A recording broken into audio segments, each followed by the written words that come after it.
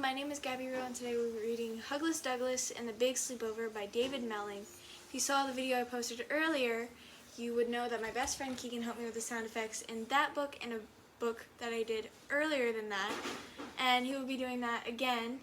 And so we hope you have as much fun as we do, because it's really fun having him here, and it's just fun to have him help me.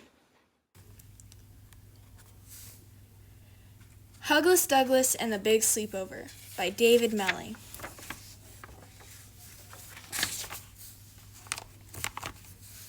Douglas was packing all of his things for Rabbit's sleepover. He had a lot of stuff, but there was plenty of room at Rabbit's. He packed his honeybee pajamas, a toothbrush, and a storybook. He was very excited.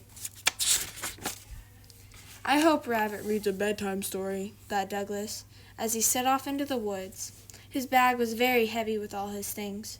First he got stuck, then he got lost. He climbed up the nearest tree to see where he was, only the tree he chose was quite thin and very, very bendy. Snap! Ouch! Douglas crashed to the ground and nearly squashed Little Sheep.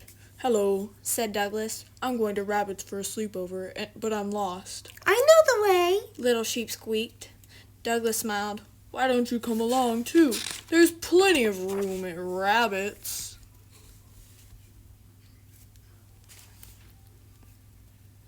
Douglas scrambled out of the bush and brushed himself off. "Funny," he thought. "My bag feels even heavier now."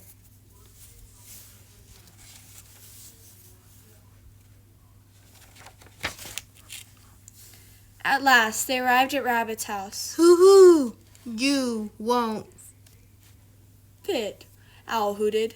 "I only brought one little friend," said Douglas, "and there's plenty of room at Rabbit's." What about us? Cried the sheep. Rabbit was very happy to see everyone. "I love having sheep over for sleepovers," she laughed. She waved them all into her house, one by one by one. Your front door looks kind of small, bawled Little Sheep. "Nonsense," said Rabbit. "There's plenty of room."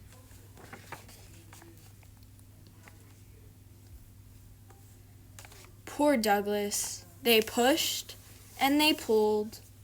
"I don't think this is working," said Douglas. "Wait a minute," cried Rabbit. "I'll dig a bigger hole." "There now," puffed Rabbit. "Isn't that cozy?" Douglas wasn't so sure. When are you going to read us a bedtime story, Rabbit? Asked Little Sheep. "As soon as I get in," Rabbit replied. "Snuggle up." Everyone shuffled and shifted and squeezed about.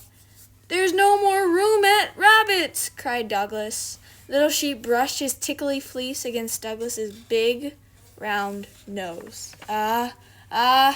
Achoo!